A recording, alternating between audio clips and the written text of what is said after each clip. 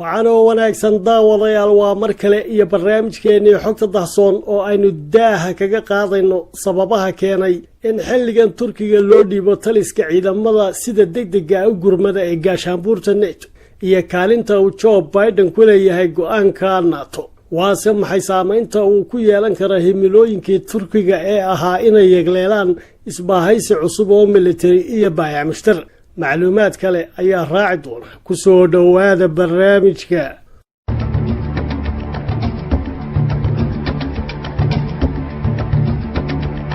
cutubyada sida ugu dhaqsaha badan u howlgala ee gaashaanbuurta NATO oo gaaraya 6400 oo askari ayaa waxaa hogaamintooda qabtay dalka Turkiga sida ay shaaciyeen isbahaysiga military ee NATO.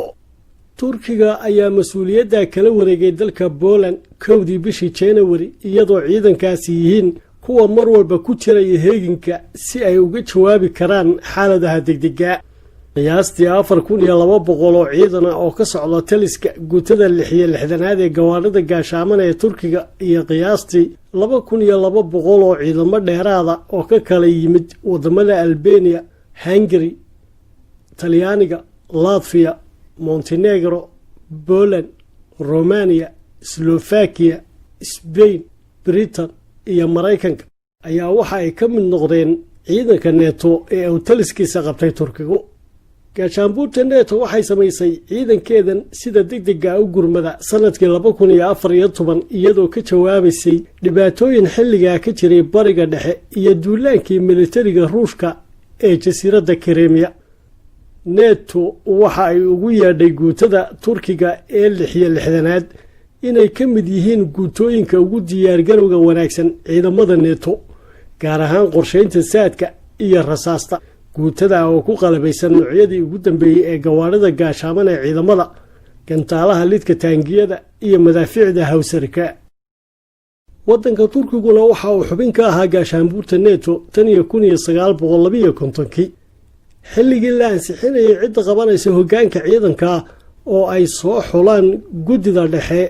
ee gaashaanbuurta NATO ayaa dowladda Poland waxa ay codka fiitooga saartay inuu taliska ciidanka qabto dalka Turkigu, iyadoo xeerarka NATO dhigayaan in dal kasta oo xubin ka ahi uu adeegsan karo awoodda fiitooda. laakiin waxaa isla markiiba arrintaas soo gacan geliyay madaxweynaha cusub ee dalka Mareykanka Joe Biden oo ku wargeliyay kulanka NATO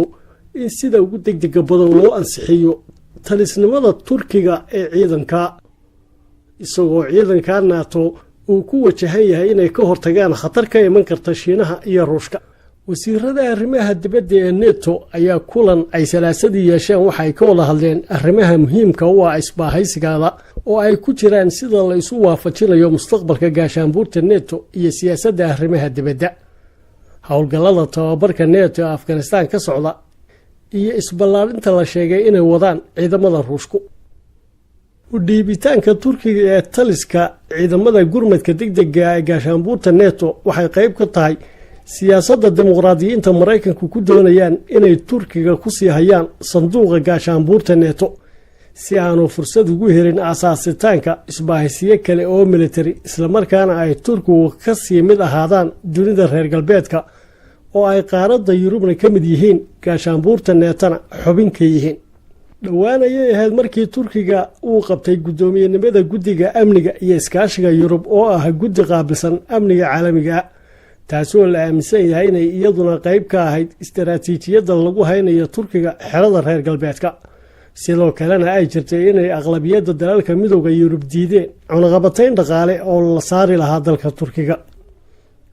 waana siyaasadda dimuqraadiyiinta Mareykanka ee sida qabow ee calowtinimada ah lagu waxyeeleynayo, isagoo Joe Biden u arka in culays kasta oo la saaro Turkigu uu faa'iido u yahay Ankara oo xilligan dhaqaale ahaan, military ahaan iyo tiknoolajiyad ahaanba sii koraysa. suuragalna ay u tahay inay aasaasaan isbaahaysiyo military oo halis gelin kara dunida reer galbeedka. taa darteedna ay lama huraan tahay in Turkiga lagu hayo shabagga gaashaanbuurta NATO iyo sayladaha baayac mushtar ee midowga Yurub oo ay wax soo saarkooda ugu badan u dhoofiya. arrimaha kale ee Joe Biden u go'aamiyey in taliska ciidanka gaarka ah ee NATO loo dhiibo Turkiga waxaa ka mid ah rajo uu ka qabo in shaqada ciidan ee soo baxday loogu yeedho saraakiishii xilalkooda lagaga qaaday eedeymo la xidhiidha inqilaabkii dhicisoobay ee 2016 saraakiisha oo badankoodu xidhiidho dhow la lahaa waddanka Mareykanka. waxaa kaloo jirta in Joe Biden oo ka horjeeda duulaan lagu qaado Iiraan uu og yahay in Iiraan ka nabadgelayso ciidamada Turkigu taliskooda hayo, iyadoo ciidamadan sida degdega ah u gurmada ee gaashaanbuurta NATO oo sidii aynu barnaamijka ku sheegnay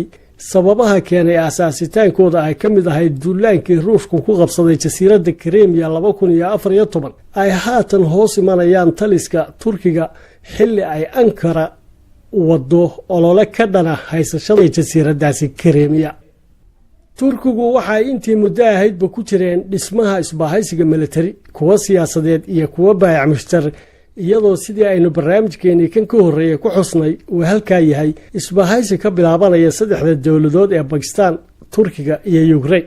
dhanka kalena uu halkaa yahay isbahaysiga kale ee wadamada afka Turkiga lagaga hadlo oo hawsha dhismihiisa uu u xilsaaran yahay wasiirka difaaca ee Turkiga Hulusi Aka.